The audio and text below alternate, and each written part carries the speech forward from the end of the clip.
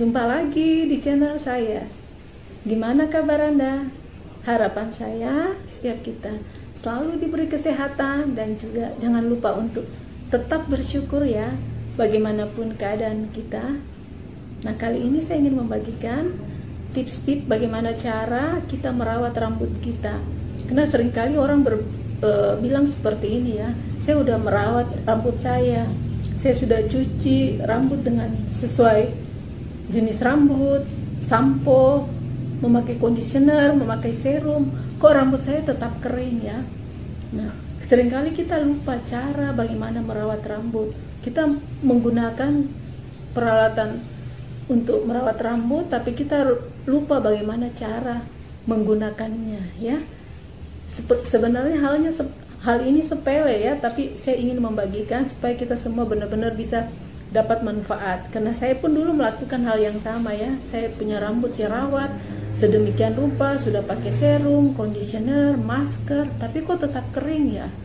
Ternyata setelah saya belajar, saya membaca, oh cara saya menggunakan rambut saya, cara saya memperlakukan rambut saya itu masih salah ya. Saya ingin membagikan beberapa tips di sini bagaimana kita merawat rambut biar lebih sehat dan juga lebih kuat dan juga pastinya lebih lembut ya. Nah, yang pertama itu kita perlu tahu bahwa kalau kita ingin bersampo, saya menggunakan kacamata. Karena kalau nggak pakai kacamata bacanya agak sulit. Maklum sudah setengah abad usia ya. Jadi rambut kita itu beberapa macam ya, ada yang kering, rontok dan berketombe ya. Ada yang pokoknya yang sudah benar-benar kusut lah.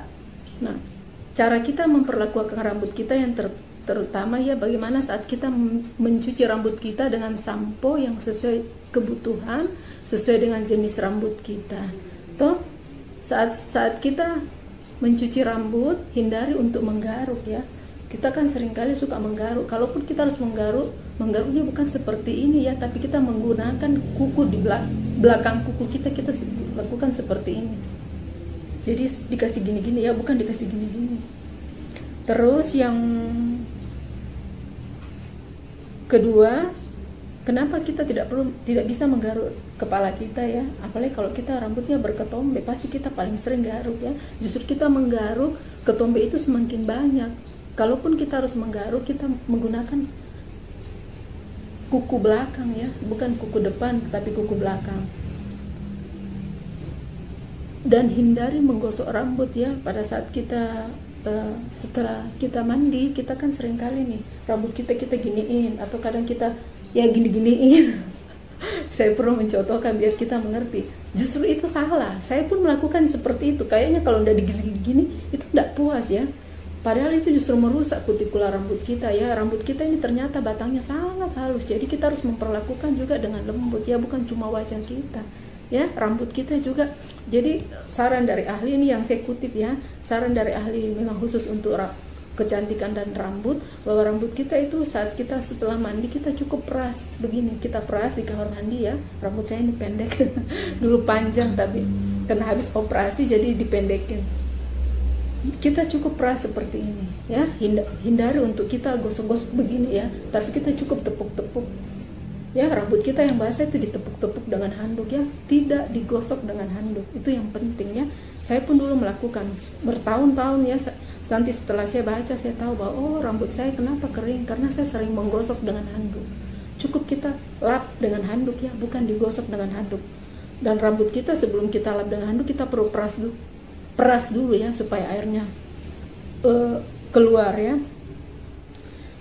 Hindari untuk menyisir rambut pada saat basah karena akan memicu kerontokan ya, karena kita menggaruk kutikula kita dengan sisir. Kalaupun Anda terpaksa harus menyisir rambut Anda dalam keadaan basah, gunakan sisir yang jarang ya, bukan sisir yang rapat atau yang ujungnya tajam. Gunakan sisir yang depannya itu ada semacam bulat-bulat ya, ujungnya ada bulat-bulatannya.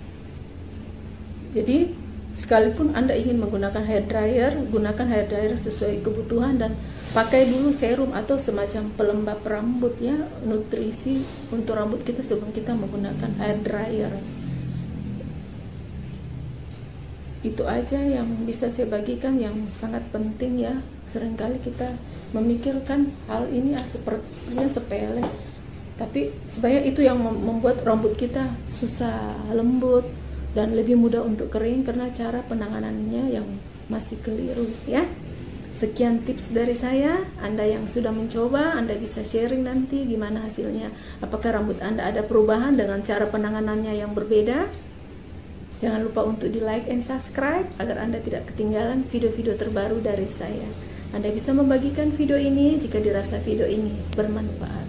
Terima kasih sudah menonton. Sampai jumpa pada video-video berikutnya. Salam.